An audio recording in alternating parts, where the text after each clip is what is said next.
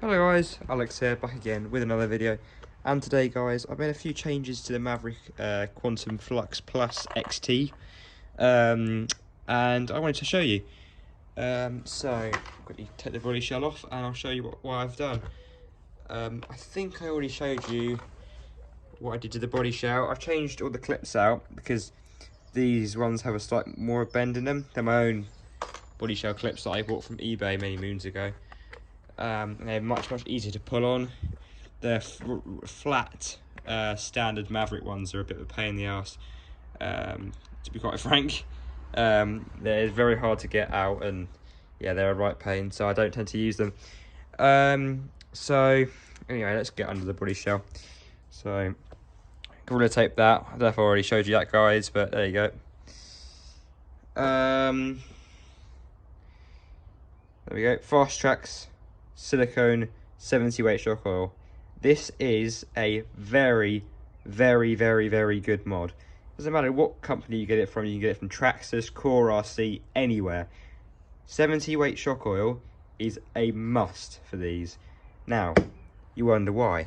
Well, that rebounds immediately. The car will hit the chassis will hit the floor, and some people think, oh, it's a really bad thing. It's not. It's a really good thing. It means that basically all of the shock is absorbed when the chassis hits the floor. It's all absorbed. It's much better. And also it saves your shock shafts. Now they will bend under high tension and high stress. So when you have the thick shock oil, you think if it's having a big jump, it's just trying to push that plunger up, but it just won't go up at all, because there's absolutely no it's like hitting concrete. There's absolutely nothing, no give to it. So now it's got some give. It's basically putting less tension through that shock shaft, and should in theory bend. I should bend less. But yeah, I can get HD heavy duty ones from Maverick anyway if that happens. I don't know if you guys noticed, I did this pre doing the running video, the first running video. I put a bit of foam under the battery, especially for my. Basically, these straps are quite large and they tend to hang out the body shell. If not, and it pushes the battery up. And also for my soft case Flurion, it's a lot better because it has some dampening there. And I also cut a slit out so the spur gear can spin freely without getting stuck, which is really cool. Also, this thing gets quite hot, so when I'm bashing it about, it's quite nice to have a heat sink on the motor. This is only because I've geared it up. So have a heat sink on the motor is a lot nicer, so keeps it nice and cool. I rubbed that off of my BSD and then bought a red one for the BSD to go with the red motor, because I felt bad for rubbing off of that. Not much else to really report apart from this is a great modification. And if you want to know how to replace the shock oil, it's very easy. If you just search up replacing shock oil on an RC car on YouTube, there'll be tons of videos showing you how to do it a much better way than I can. I tend to rush through it. Some people will do it really well and leave the thing to sit for a bit longer to let all those air bubbles out. I just don't have time in my life for it, so I just, whatever works, it works. But this shock oil is just so much better, guys. And if I just show you, it's quite a heavy car, but see, it actually is. It's hard to show you. Hang on, let's do it on the floor. You hear that, guys? That's it, slapping the chassis, which is a good thing. It takes all the absorption out of it, takes all the shock out of it, and also, because it's a plastic chassis, it's unlikely to bend the chassis doing that, so it's really good. You want it to slap the chassis on the floor, and also this improves your handling, and it will wheelie less because there's less tension on these springs. There was loads of tension. We're trying to compress these, it just can't, so the front end will come up, but it wheelies less now, and it squats around the corners, which is what you want. When you're not racing them, it gives you better handling, and the whole thing really works well together. I like that shock oil. That was a really good modification. I got that from Wheelspin Models online.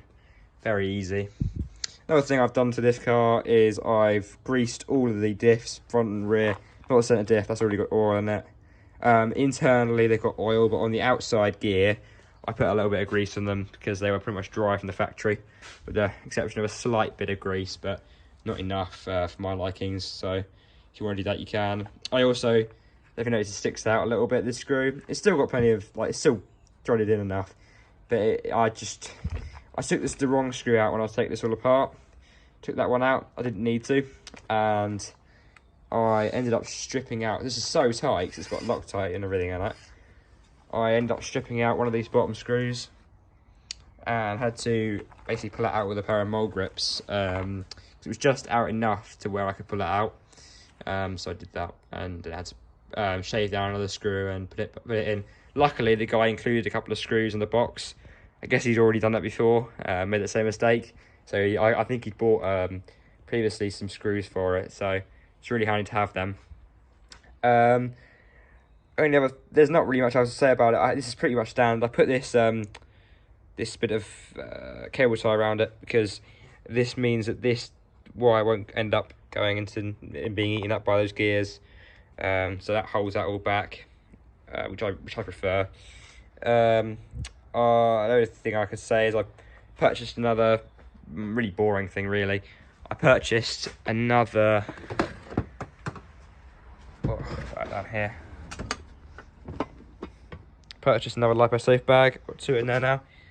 I have two batteries, and I prefer them to be in LipoSafe bags. And for years, I've just used the standard box that the other battery came in, the Overlander. And now I think it's a good time.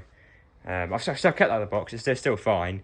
The hinges are starting to go on it, but for years I've not used a LipoSafe bag with that. I know it's in a metal box and all, but I like to have. I mean, with lipos, you know, it's safety is the #1 priority, and you really don't want to be having a lipo fire, especially in a garage with other things around like wood and things. So it's a really good idea to have them in safe bags. Not much else to say really, guys, apart from like, subscribe, all of that jazz. Sorry I haven't uploaded videos up to the Maverick, the first Maverick video. I actually have been a bit slack on videos, but now I've got something to share with you guys. I'll be more than happy to share it, and I hope you guys enjoy it. All I can say is thank you for watching, and I'll see you all later. Goodbye.